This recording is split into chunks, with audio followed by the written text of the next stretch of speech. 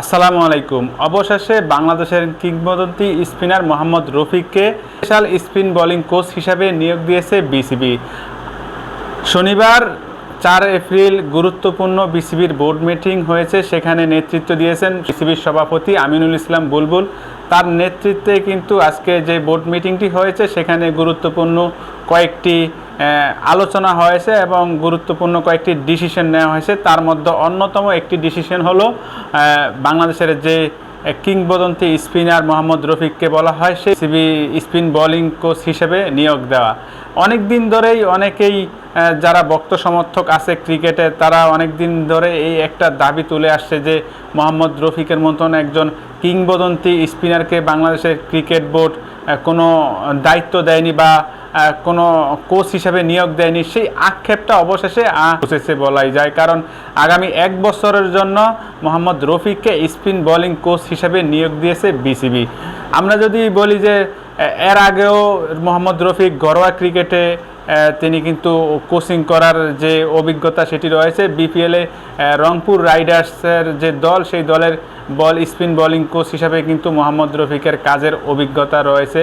মোহাম্মদ রফিক কিন্তু বাংলাদেশের জার্সি গায়ে 1995 সাল থেকে 2008 সাল পর্যন্ত বাংলাদেশের লাল সবুজের জার্সিতে প্রতিনিধিত্ব করেছে। রফিকের আন্তর্জাতিক ক্যারিয়ার যদি বলি, টেস্টে 33টি ম্যাচ খেলে 100টি উইকেট নিয়েছেন। এছাড়াও ওডিআই ক্রিকেটে 125টি ম্যাচ খেলে 125টি উইকেট নিয়েছে। শুধুমাত্র একটি টি-20 ম্যাচ খেলেছে মোহাম্মদ রফিক, সেই টি-20 ম্যাচে কিন্তু একটি উইকেট নিয়েছে। তবে আজকে বোর্ড মিটিং পরে যখন বিসিবির পরিচালকরা সংবাদ সম্মেলনে এসেছে, শেখুল আবেদিন ফাহিম তিনি কিন্তু এই রফিককে বিসিবির কোচ হিসেবে নিয়োগ দেওয়ার যে বিষয়টি সেটি কিন্তু তিনি বলেছেন। তার ভাষ্য মধ্যে যে মোহাম্মদ রফিক যে 55 বছর বয়স হয়েছে, এখনও তিনি যেভাবে ক্রিকেট খেলেন, ব্যাটে বলে দাপট দেখান, দেখেই মনে হয় না যে তিনি আন্তর্জাতিক ক্রিকেট থেকে অবসর নিয়েছে। বয়স 55 হলে এখনও সেই আগের মতো তরুণ ক্রিকেটারদের মতো পারফরমেন্স করছেন মোহাম্মদ রফিক। আমরা যদি বলি বাংলাদেশের যে বিভিন্ন দিবস উপলক্ষে যে খেলা হয় সাবেক ক্রিকেটারদের, সেখানে কিন্তু মোহাম্মদ রফিক দুর্দান্ত পারফরমেন্স করে।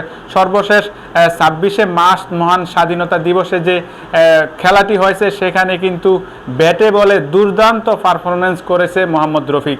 আমরা যদি বলি দুর্দান্ত ঝড়ো ইনিংসে ব্যাটিং করেছেন এবং সাথে 4টি উইকেট নিয়েছেন মোহাম্মদ রফিক। মোহাম্মদ রফিক যদি এখনও বোলিং করে, তার যে বোলিং ঘূর্ণি, যে কারিশমা এখনও কিন্তু যারা তার ভক্ত সমর্থক আছে তারা কিন্তু বিভিন্ন দিবসে দেখে থাকেন বা খোঁজখবর নিয়ে থাকেন যে মোহাম্মদ রফিক এখনও সেই আগের মতো বোলিং ধার রয়েছে তার।